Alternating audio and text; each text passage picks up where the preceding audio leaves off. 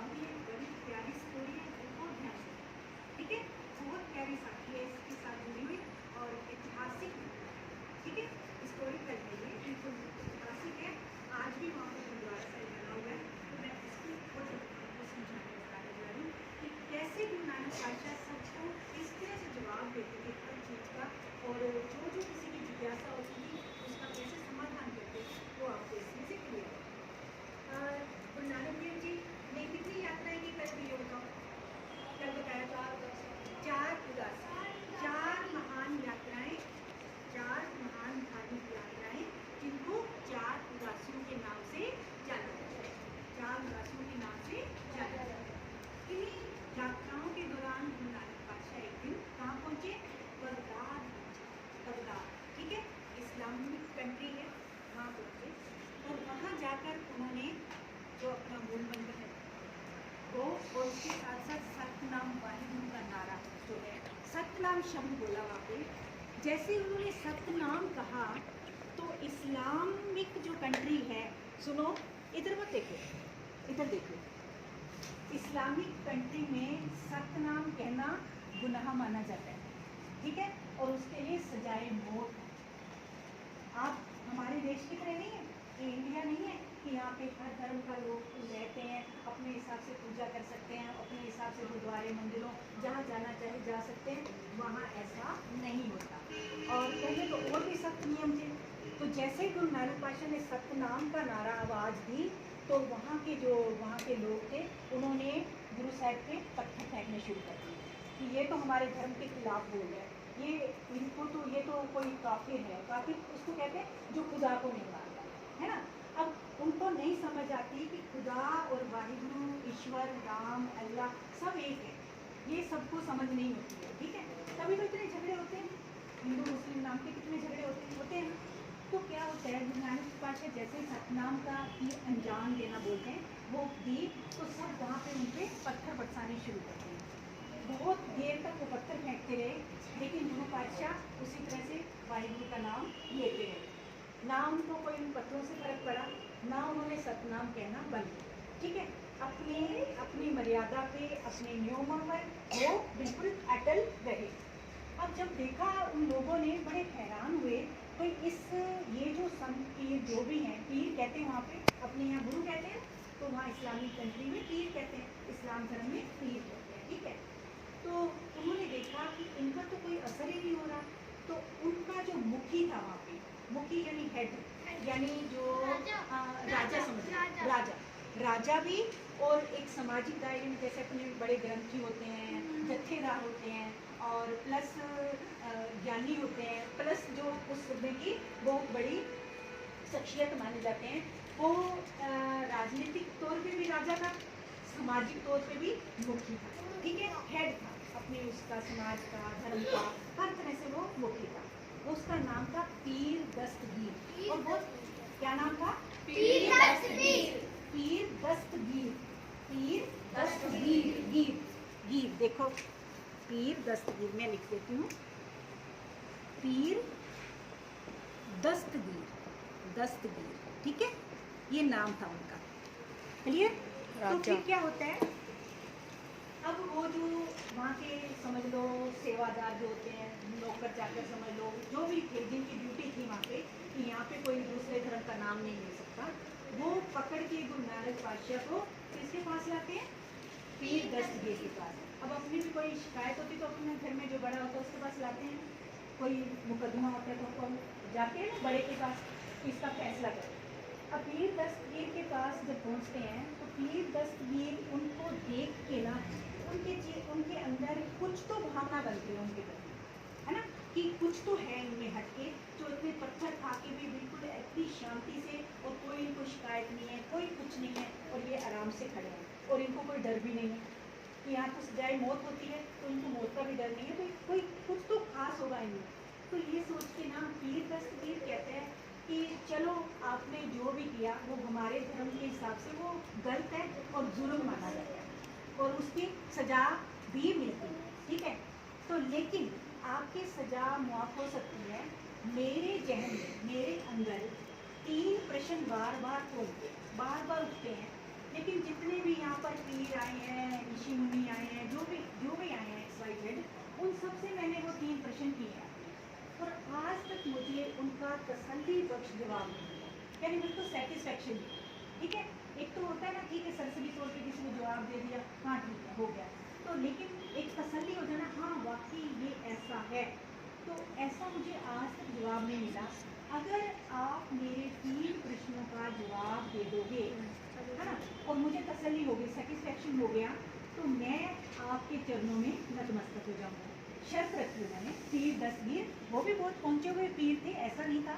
तो कहते हैं मैं, अगर मेरे प्रश्नों का जवाब मुझे तसल्ली बख्श मिल गया, तो मैं आपके चरणों में, किसके चरणों में, गुरु नानक देव जी के चरणों में, कहते हैं मैं आपके चरणों में नतमस्तक हो जाऊंगा, यानी मैं हार मान लूंगा।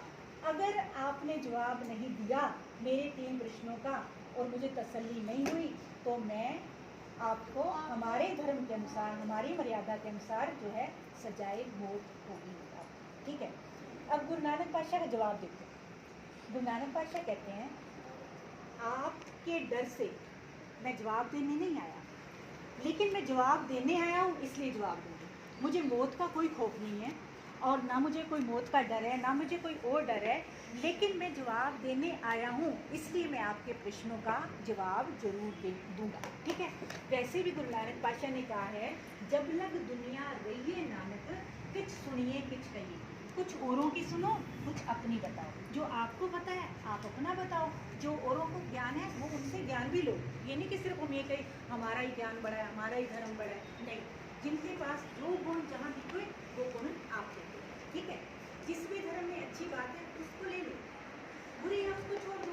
ठीक है, अब देखो फिर गुरु नानक पातशाह कहते हैं, अब चलो अब एक सवाल करो, तो कहते हैं देखो गुरु नानक पातशाह कहते हैं कि देखो तेरे प्रश्न करने की अपनी मर्यादा है, अपनी ढंग है, और मेरा जवाब देने का की अपनी एक है, मैं अपने हिसाब से जवाब दूँ।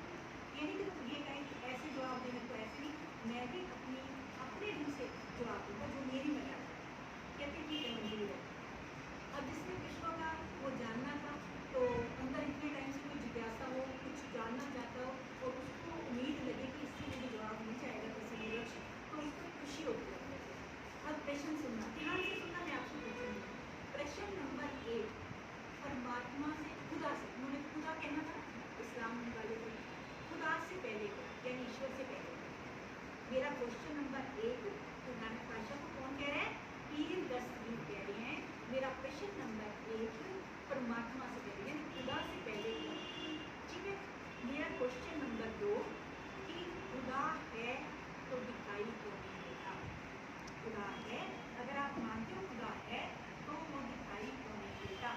मेरा क्वेश्चन नंबर 3, क्वेश्चन नंबर 3 क्या था, खुदा है और दिखाई भी दे जाए तो ये बताओ खुदा कुछ करता भी है, खाली समझ आ गई।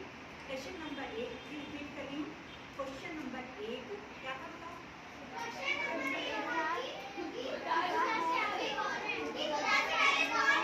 शाबाश, खुदा से पहले क्या। ठीक है, क्वेश्चन नंबर 1। क्वेश्चन नंबर 2, खुदा है दिखाई दो। क्वेश्चन नंबर 3,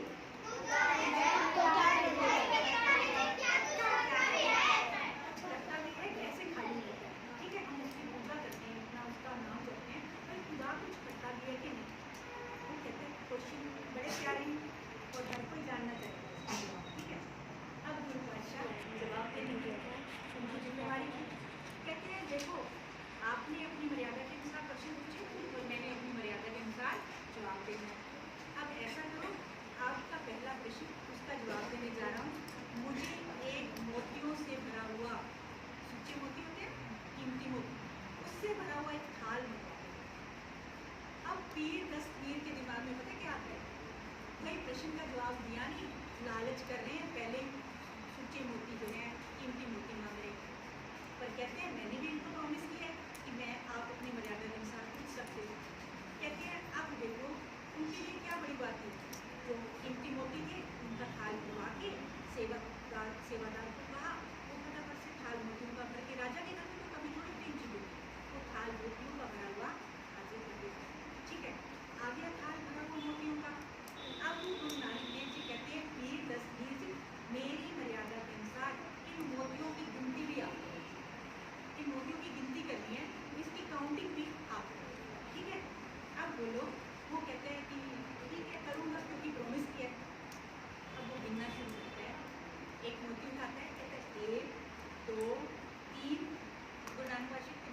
गलत, तेरी गिनती गलत, तेरी काउंटिंग ही गलत।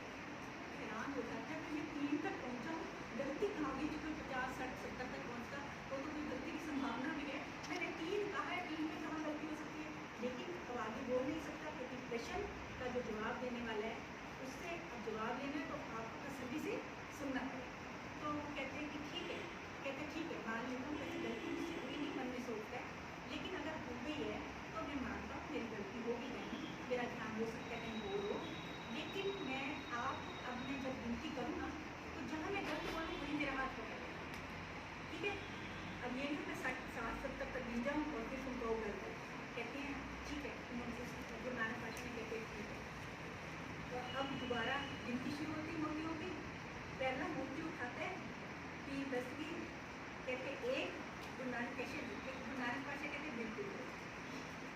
वो इतना हैरान होता है, इतना हैरान होता है कि अब गलती कहाँ है? मैंने तो एक ही कहा है, अभी एक में कहाँ गलती हो सकती है? तो कहते हैं नहीं, ये 10वीं आप गिनती गलत गिन रहे हो, एक से पहले बताओ क्या? सुनिए, एक से पहले बताओ कुछ भी नहीं, मैं -1। एक से पहले क्या है? अब वो प्रश्न कर रहे हैं, आप बताओ कि एक से पहले क्या है? वहाँ से उससे गिनती शुरू करो, गिनती शुरू करो, 0 0 तो कहना ही नहीं है, गिनती शुरू करो एक से पहले। वो कहते हैं एक से पहले तो कुछ भी नहीं, गुरु नानक पातशाह कहते हैं खुदा से पहले ही कुछ भी नहीं, ठीक है? एक से पहले कुछ नहीं तो खुदा से पहले है, और खुदा से पहले कुछ नहीं, ईश्वर से पहले कुछ नहीं, बोल से पहले कुछ नहीं। इसको तसल्ली हो जाती है, बिल्कुल परफेक्ट, राइट, ठीक है? अब कहते हैं उसको तसल्ली हो जाती है, कहीं से अपन कुछ पूछे और उसको अपने को सही जवाब मिल जाए तो अपने लगता है कि ये हमारे क्वेश्चन का जवाब दे सकते हैं। अब कहते हैं, अब गुरु नानक देव जी को कहते हैं, उनको भी वो पीर जी कहते हैं, गुरु जी कहते हैं आप अब मुझे मेरे दूसरे क्वेश्चन का जवाब दे दो। कहते हैं ठीक है, वापस से उसको क्वेश्चन को दोहराया जाता है ना, ताकि फिर याद रहे सबको क्वेश्चन क्या है। ऐसे सभा में तो बैठी होगी ना, सिर्फ पीर 10वीं और गुरु नानक देव जी थोड़े थे, ऐसे पूरी मजलिस थी, पूरी सभा थी, राजा की उसमें, है ना, पूरे मंत्री सब थे, सब थे, हाँ सब थे। अब देखो क्या हुआ, गुरु नानक देव जी कहते हैं दूसरा क्वेश्चन बताओ, दूसरा क्वेश्चन क्या था आप बताओ? भगवान है, ईश्वर है, खुदा है, तो वो दिखता क्यों नहीं है? तो नहीं दिखता। देगा, ठीक है? तो फिर बोलते हैं कि अगर ईश्वर है तो दिखाई क्यों नहीं? अब देखो क्या होता है, गुरु नानक पातशाह कहते हैं कि पीर 10वीं जी एक बात बताओ, तुम्हारे यहाँ कोई मेहमान आए तो उससे कोई पानी वानी खाना पीना खाते उसके, वो सोचता है कि ये तो बात सही है, बेटा इधर हो रही है पानी। कहते हैं कि आप कोई आपके घर मेहमान आए, दूर से आए और उससे कोई चाय पानी नाश्ता कुछ नहीं पूछते, बस उससे सवाल ही करते हो, वो कहते हैं गलती हो गई। तो कहते हैं कि आप बताओ, हुक्म करो क्या खाओगे? कहते हैं एक लोटा दूध चाहिए, लोटा समझते हो ना? हाँ जी। लोटा यानी गड़ा। मटका। छोटा सा ऐसे भाई ऐसा होता मटका होता है। तो कड़ा। वो दूध चाहिए।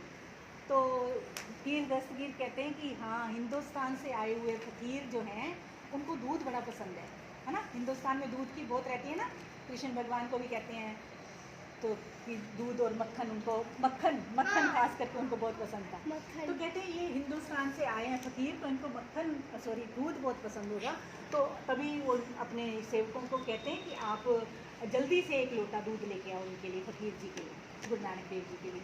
तो वो एक लोटा साफ सुथरा दूध लेके आ जाते हैं 1 मिनट में। तो दूध लेके गुरु नानक देव जी क्या करते हैं, उसमें ऐसे उंगली घुमाना शुरू कर देते हैं, उंगली घुमाना शुरू कर देते हैं, उसको देखते जा रहे हैं दूध को और उंगली घुमाना शुरू कर देते हैं। अब वो पीर दस्तगीर कहते हैं कि दूध साफ है, बिल्कुल पवित्र है, इसमें कुछ मिला हुआ नहीं है, आप दूध पी लो और मेरे प्रश्न का जवाब दो। तो फिर गुरु पातशाह कहते हैं हाँ, दूध बिल्कुल साफ है, बिल्कुल पवित्र है, और फिर उसी में उंगली घुमाना शुरू कर देते हैं। पीर दस्तगीर की ओर देखते ही नहीं है। वो 3 बार हो गया, 4 बार हो गया, इतनी देर से इंतजार कर रहा है, उसको अगला प्रश्न का जवाब लेना है, और गुरु साहब हैं कि उसमें देखे जा रहे हैं, दूध में उंगली घुमाए जा रहे हैं। अब वो कहते हैं, पीर दस्तगीर कहता है भाई मेरे प्रश्न का जवाब आप क्यों नहीं दे रहे हो? फिर वो ना सेवादार थे ना जो दूध लेके आए थे, उनको बुलाता है और उनसे पूछता है कि आप बताओ कि दूध में कुछ मिलाया तो नहीं है, जो इनको शक हो रहा है, जो ये दूध में देखे जा रहे हैं। तो कहते हैं नहीं, बिल्कुल पाक बोलते हैं, पाक यानी पवित्र है, बिल्कुल कुछ नहीं, बिल्कुल कुछ नहीं मिलाया। तो अब फिर क्या होता है, गुरु नानक पातशाह कहते हैं हाँ मैं भी कह रहा हूँ, दूध में कुछ भी नहीं मिलाया हुआ, दूध बिल्कुल पवित्र है। फिर कहते हैं दूध पियो और मेरे प्रश्न का जवाब दो, है ना। फिर वो गुरु नानक देव जी पता क्या कहते हैं, मैं देख रहा हूँ कि लोग कहते हैं कि सारे दूध में घी होता है, घी होता है तो मुझे नज़र क्यों नहीं आ रहा, मैं उंगली घुमाए जा रहा हूँ। गुरु ग्रंथ साहिब में एक लाइन आती है, पंक्ति आती है, पावन पंक्ति है, सगल वनस्पति में बसंतर सगल दूध में घिया, यानी सारी लकड़ी में आग छिपी हुई है, उसी तरह से सारे दूध में घी छिपा हुआ है, लेकिन दिखाई क्यों नहीं दे रहा। ना लकड़ी में से हमें, ये लकड़ी, सारी लकड़ी की कोई भी चीज़ है उसमें आग है, लेकिन दिखाई थोड़ी दे रही है। इसमें चिंगारी लगाएंगे तभी आग होएगी ना, तभी दिखेगी। अब दूध को तो गुरु नानक पातशाह कहते हैं बस मैं भी यही देख रहा था, दूध में घी है, मुझे दिखाई क्यों नहीं दे रहा। तो वो कहते हैं दूध में घी ऐसे थोड़ी दिखाई दे जाता है। तो कहते फिर कैसे दिखाई देता है, कहते दूध को पहले उबालना पड़ता है, फिर ठंडा करना पड़ता है, फिर थोड़ा थोड़ा कोसा होता है, उसमें दही डालनी पड़ती है, जाग लगाते हैं ना उसमें दही डालते हैं, फिर वो जमता है, दही बनती है, दही को भिगोया जाता है, भिगोया जाता है ना, भिगो के मक्खन निकलता है, मक्खन को गर्म किया जाता है, उचित ताप पर गर्म किया जाता है, फिर घी बनता है। ऐसे थोड़ी घी बन जाता है। कहते हैं ऐसे ही वो खुदा, वो परमात्मा कण कण में बसा हुआ है, जो मैं कह रही थी ना, ज़रे ज़रे में है झांकी भगवान की, किसी सूझ वाली आँख में पहचान की। तो किसी सूझ वाली आँख जिसको मिली है उसको ही तो दिखाई देगा, उसके लिए एक प्रोसीजर है जो गुरु पातशाह, जो अकाल पुरख वाहिगुरु ने, परमात्मा ने हमको हुक्म दिया है, उसके अनुसार पूरा जीवन जिएंगे तब तो हमको सब में परमात्मा दिखेगा। परमात्मा है तो सही, लेकिन दिखाई इसलिए नहीं देता क्योंकि हमें मोह माया का पर्दा है हमारे आगे। तो उसको दूसरे प्रश्न का भी जवाब मिल जाता है, सारे दूधों में घी है, लेकिन उसके लिए एक प्रक्रिया है, एक मेथड है, उसमें से घी निकालने का। क्लियर, दूसरे प्रश्न का जवाब मिल गया। उसको बहुत तसल्ली होती है, बहुत सेटिस्फेक्शन होता है कि बहुत अच्छा जवाब दिया है। और जब तसल्ली हो जाती है तो कहते हैं अब हाथ लगे मेरे तिरछे, तीसरे प्रश्न का भी जवाब दे दो। कहते हैं ठीक है। हाँ जी बोलिए। खुदा है तो दिखता क्यों नहीं, वो बैठा क्यों रहता है। नहीं मैं खुदा है तो दिखता भी हो तो कुछ करता क्यों नहीं है, खाली क्यों बैठा रहता है। खुदा कुछ करता है या खाली रहता है, तीसरा प्रश्न ये था। अब इसका जवाब देना है गुरु नानक पातशाह ने। तो क्या करते हैं गुरु नानक पातशाह, अब गुरु नानक पातशाह को ऐसे नीचे खड़ा कर रखा था और पीर दस्तगीर क्योंकि राजा था वो सिंहासन पर बैठा था। सिंहासन होता ना ऊंचा, पता है ना राजा का सिंहासन, उसमें बैठा था, चढ़ के बैठते। अब देखो गुरु नानक देव जी पता क्या कहते हैं, अब जैसे तुम सारे लोग जो है चेयर पे बैठ जाओ और मैं नीचे बैठी होंगी तो अच्छा लगेगा क्या, नहीं लगेगा ना। तो अपने आप लगेगा कि हम जिनसे सीख रहे हैं तो उनको तो ऊपर ने नीचे बिठा दिया और खुद बैठ के अपन कुर्सियों पे बैठ के चढ़ के, तो अच्छा नहीं लगेगा ना, अपने आप से नहीं लगेगा। अब गुरु नानक देव जी पीर दस्तगीर को कहते हैं आप मेरे को अब मेरे एक प्रश्न का जवाब दो। मेरा प्रश्न ये है कि जो जवाब देने वाला है वो बड़ा है या प्रश्न पूछने वाला बड़ा है, आप बताओ। जवाब देने वाले को ज्ञान होगा तभी तो उसके किसी के प्रश्न का जवाब दे पाएगा। तो कहते हैं जी जवाब देने वाला बड़ा। तो कहते हैं पीर दस्तगीर तूने तो मुझे यहाँ पे मुजरिमों की तरह, जैसे मैंने कोई बहुत बड़ा गुनाह कर दिया हो ऐसे मुझे नीचे खड़ा कर रखा है और खुद सिंहासन पर बैठा है और मेरे से प्रश्नों से प्रश्न पूछे जा रहे हैं। वो कहता है जी गलती हो गई, गुस्ताखी हो गई। फटाफट से नीचे उतरता है, गुरु नानक देव जी को हाथ से पकड़ता है और उनको जाकर सिंहासन पर बिठा देता है और खुद जो है पास में यूँ हाथ बांध के खड़ा हो जाता है। अब ये तीसरे प्रश्न का जवाब चाहिए, तो गुरु नानक देव जी आराम से यूँ करके बैठ जाते हैं सिंहासन पर। इतनी देर हो गई बैठे बैठे बैठे, वो कहते हैं कि मेरे तीसरे प्रश्न का जवाब अभी बाकी है, वो भी बताना है आपको। तो कहते हैं तेरे को जवाब नहीं मिला, मैंने तो जवाब दे दिया है। वो कहते हैं मुझे तो जवाब नहीं मिला। फिर थोड़ी देर बाद कहते हैं फिर वैसे ही बैठ जाते हैं जैसे राजाओं महाराजाओं की तरह गुरु नानक देव जी, और वो कहते हैं कि आपको, कहते हैं अभी भी जवाब नहीं मिला। कहते हैं नहीं आपने जवाब दिया ही नहीं है तो मुझे कहाँ से मिलेगा। अब कहते हैं पीर दस्तगीर वो खुदा, वो ईश्वर क्या करता है, जो नीचे बैठे हैं उनको सिंहासन पर बिठा देता है और जिस सिंहासन पर बैठे हैं उनको नीचे उतार देता है। जैसे अभी तेरे को नीचे उतार दिया और मुझे सिंहासन पर बिठा दिया। खिन में राव रंग कर डाले। कहते हैं वो एक पल भी नहीं लगाता राजा को भिखारी बनाने में और भिखारी को राजा बनाने में। अब ये राजस्थान है अपना, खुश्क इलाका माना जाता है ना, रेतीला है, बारिश कम होती है ना, हरियाली कम है, बारिश कम होती है।